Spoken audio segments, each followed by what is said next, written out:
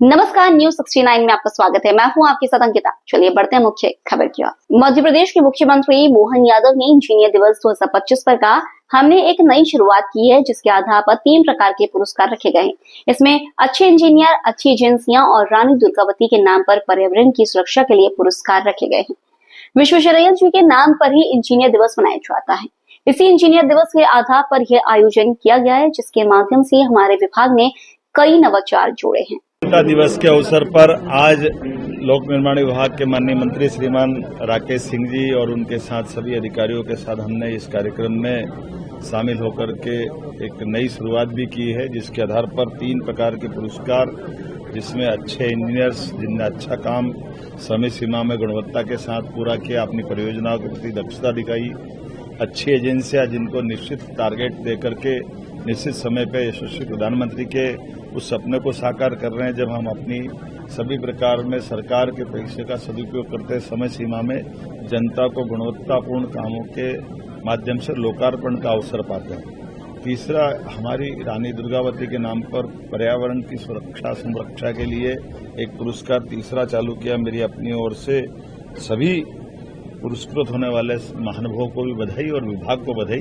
जिनके माध्यम से अभियंता दिवस के कारण से अभियंताओं की क्षमता योग्यता को बढ़ाते हुए उनके हमारे गौरवशाली अतीत में विश्वेश्वरैया जी बहुत स्वनाम धन्य बड़ा नाम है, जिनके नाम पर ये इंजीनियर डे माना जाता है।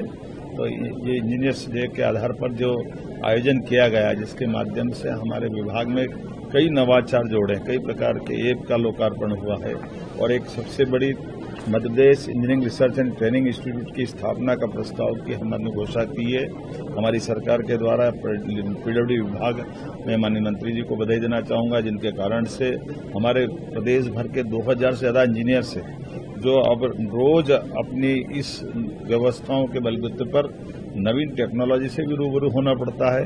नए नए कामों के चैलेंज भी आते हैं और कामों की गुणवत्ता भी बनाए रखना।